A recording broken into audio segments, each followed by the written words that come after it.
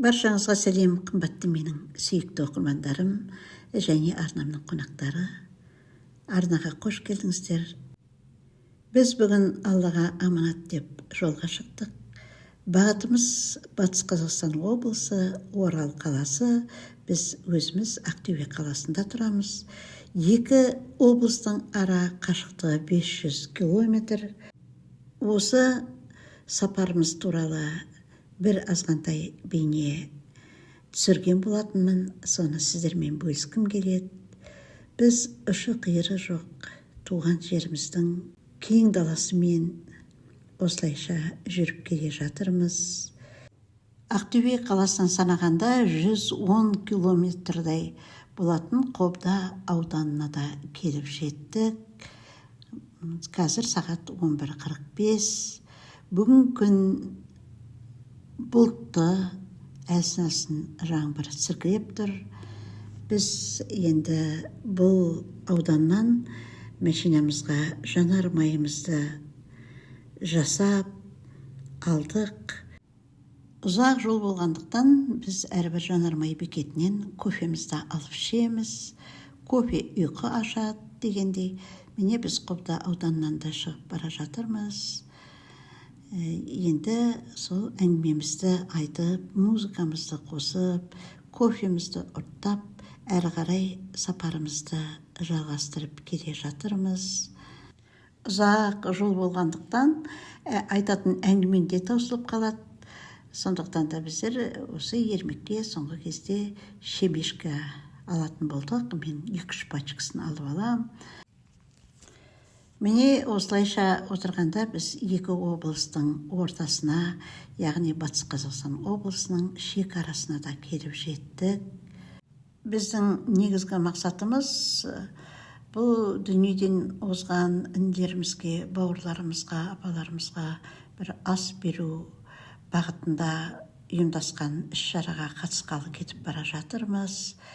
Осы жерде Қаратөбе ауданына қарасты Көзкөл елді мекені бар. Бұл екі облыстың қақ ортасы деп есептейміз. Осы жерге келіп біз міндетті түрде демаламыз. Бұл жер біздің өзіміздің ауданымыз, туып өскен ауданымыз. Мен жолға шыққанда өзім дәмділеп тұрып, жақсылап, тамақ пісіріп алып шығам. Шайымды термосқа құйып алып шығам. Осылайша біздер демалып, асықпай, аптықпай тамағымызды ішіп, шайымызды ішіп, шайланып аламыз. Әлсін-әлсін жаңбыр құйып кетеді. Жалпы күн бұлтты болғандықтан жақсы, ауа райы керемет. Міне біздер тамағымызды ішіп болдық. Мен орын әп-әдемі қылып жинап, сүртіп алдым. Енді әрі қарата біз тағы да жолға шықтық. Алдымызда біздің Сырым Батырдың ауылы, Жымпиты ауылы бар. Әлсін-әлсін жаңбыр құйып кетеді. Жалпы жаңбырлы болған әрине жақсы. Жердің көгеруіне, малға, адамның игілігі үшін жаңбырдың жауғанына әрине қуанып тұруымыз керек. Міне біз Сырым ауданына да келіп жеттік. Енді мұнда да бір азғантай демаламыз, ауаға шығамыз, тыныстаймыз. Бұл Сырым Датұлы, Сырым Батырдың жері. Жоғарыда да айтып кеттім, біздің батыс өңірі батырлардың жері, батырлардың өңірі деп айтуға болады. Міне осы Сырым ауданынан өтіп бара жатырмыз. Трассаны оңдап жатыр екен, жүруге кішкене қиындау соқты. Біз асфальттан түсіп, жерменен жүріп келе жатырмыз. Жалпы елдің игілігі үшін де жолды оңдаған әрине дұрыс. Енді бір азғантай жермен, қолайсыз жермен жүрген ол ештеңе етпейді. Болашақта жақсы жол болса болғаны. Міне біз ойдай жүріп трассаға да шықтық. Енді алдымызда бұйырса Орал қайдасың деп кетіп бара жатырмыз. Міне трассаның үстінде оңдап жатыр екен. Сонымен әйтеуір ойдай жүрдік. Бұйырса Оралда көрінді.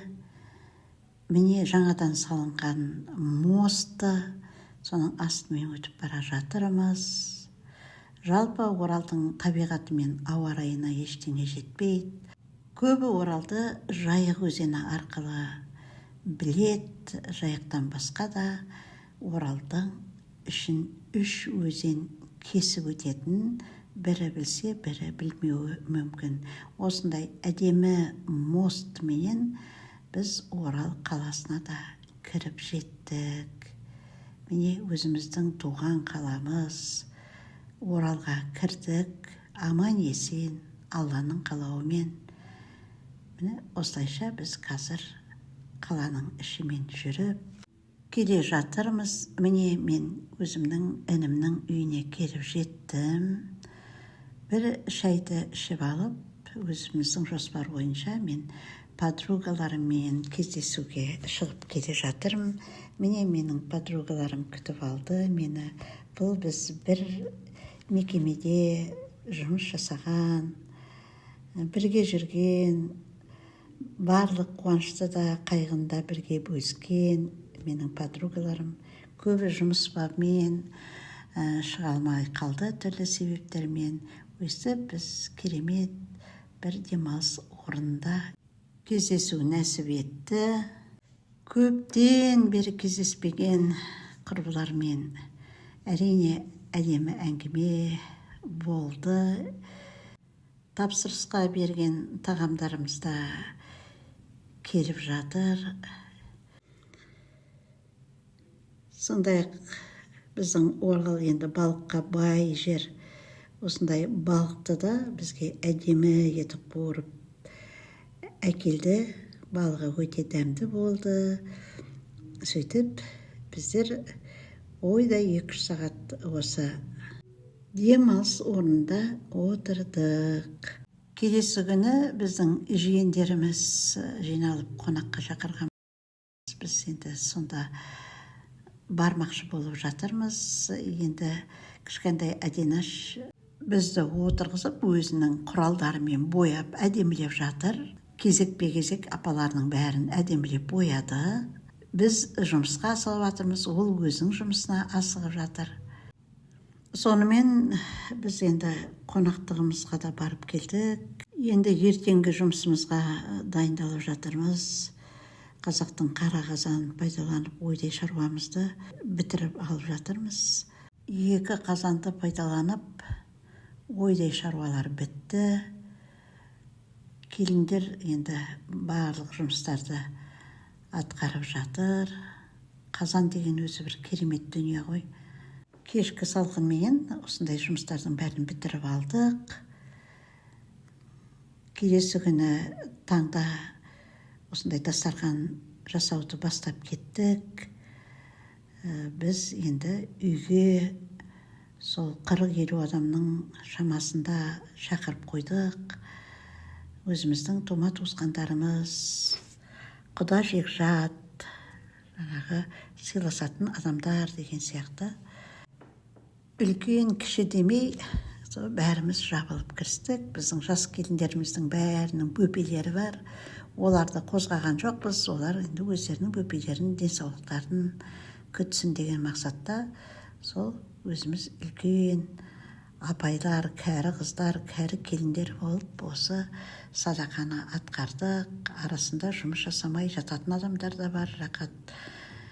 Міне, сонымен қуырдақ та дайын, ас та пісіп жатыр. Сөйтіп үйімшілдікпенен осы садақаға дайындалып жатырмыз. Таңертең ерте тұрдық. Міне қонақтардың келетін уақыты да жақындап қалды. Біз де сол қонақтарымызды жақсылап қарсылап алайықшы деп осылай барымызды салып дайындалып жатырмыз.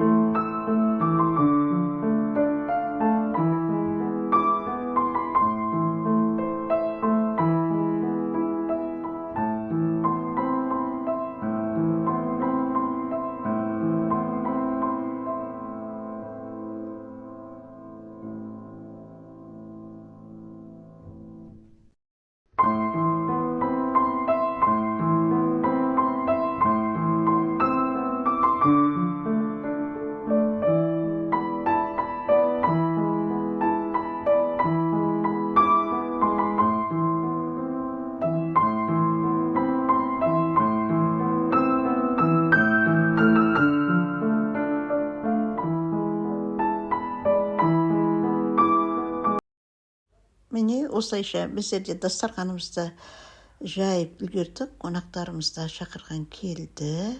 Енді қолдарын жуып дастархан басына отыруға дайындалып жатыр. Дүниеден өткен бауырларымызға Құран бағыштадық.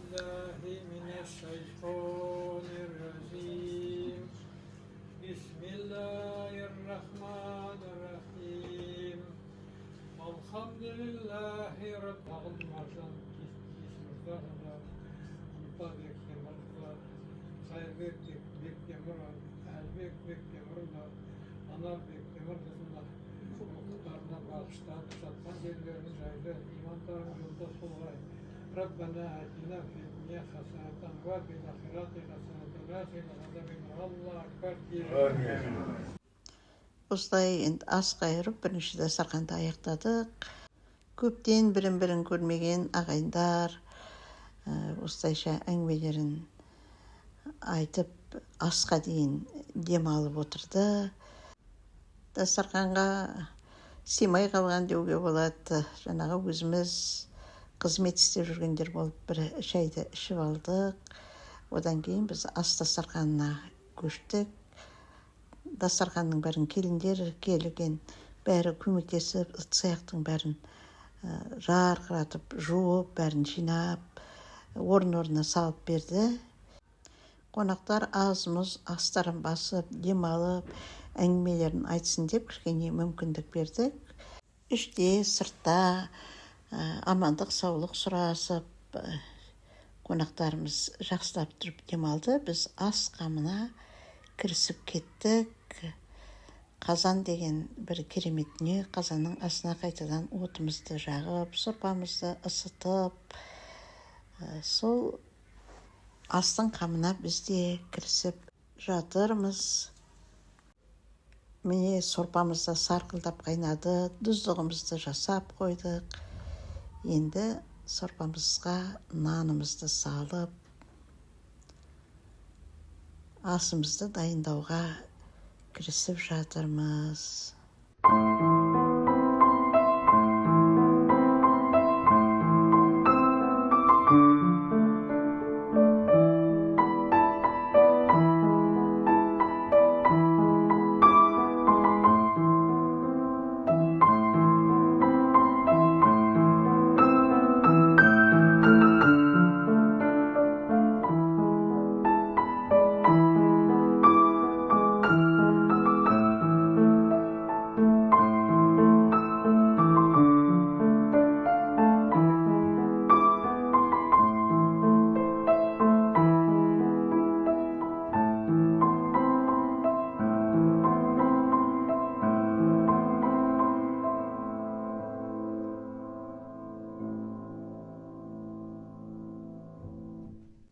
Осылайша асымыз да дайын болды.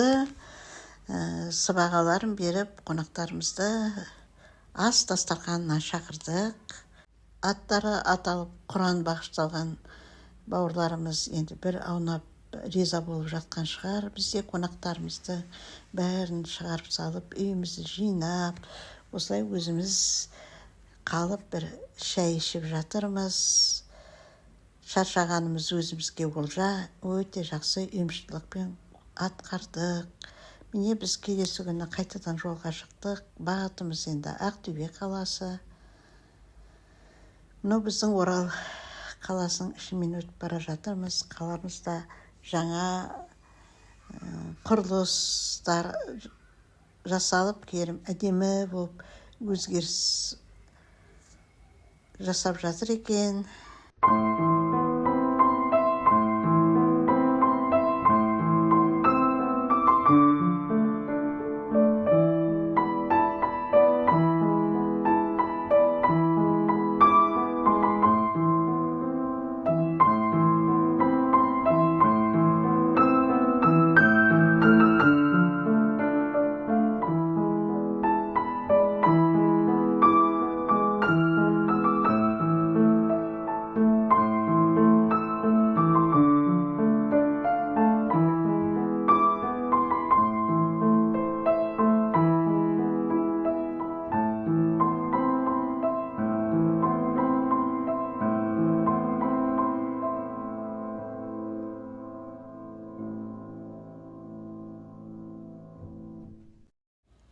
Осылайша Орал мен Ақтөбенің ортасында тағы да 500 километр жолды жүріп келе жатырмыз. Ұзақ жол, трасса өте тар. Сөйтіп екі облыстың ортасына шекараға да келіп қалдық.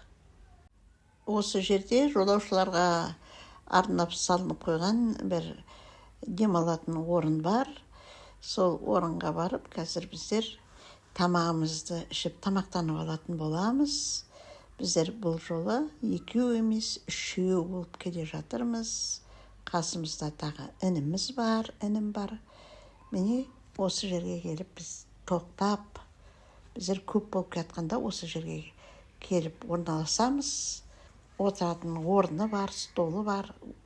Артынан орныңды жинап, есігін жауып, байлап кетеміз. Міне осы жерге келіп жатырмыз. Бұл да біздің батырларға арналған ескерткіш бар бұл жерде, Исатай Таймановқа арналған. Мына бір тақтада Махамбеттің Исатайға арнаған өлеңі бар. Арыстан туған Исатай, дегеніңе жете алмай, армандап өтіп кетті деп, қиналсаңыз біздерге, мың рахмет сіздерге, Махамбет. Міне осындай жер жолаушыларға өте ыңғайлы жасалған жер екен. Адамдар осылай келіп, демалып, тамақтарын ішіп кетеді. Біз де тамағымызды ішіп, кішкене демалып алдық, рақаттанып шайымызды іштік. Үлкен мүмкіндік бар бұл жерде демалуға. Міне осылайша біз тамағымызды ішіп алдық. Мен орынды бәрін жинақтап алдым. Жігіттер сыртқа шығып кетті. Бір өкініштісі, осындай керемет жерді адамдар күтіп ұстамайды. Темекінің отырып темекі тартады екен. Мына брусчаткалардың бәрі алынып қалған. Осындай біздің мүмкіндікті пайдаланбайтынымыз, әрине күтіп ұстамайтынымыз жаман. Осы мына Исатайдың жаңағы үлкен ескерткішіне мынандай жылқылар келіп, сүйкеніп, жаңағы көлеңкесіне тұрып сөйтеді екен. Енді бұдан әрине не қалады? Сол мен өзімше осы жылқыларды қуып тастаған болдым. Бірақ менің біразғантай қуғаныма не болады? Олар бәрі қайта келе береді екен осы жерге. Сондықтан да осындай қорымдарды күзететін, қарайтын, күтіп ұстайтын адамдардың, жауапты адамдардың болғаны дұрыс-ау деп қалдым. Мына үйір жылқыдан не қалады? Тапап тастайды бәрін. Не болмаса айналаны қоршау керек пе? Осындай бір жұмыстарды жасау керек екен деп ойлап қалдым. Біз тамағымызды ішіп алып, сапарымызды әрі қарай. Енді дәл осындай жол қалды деп, енді Ақтөбе қайдасың деп кетіп бара жатырмыз. Енді бұйырса, амандық болса, Аллах қолдаса, үйімізге де жетеміз.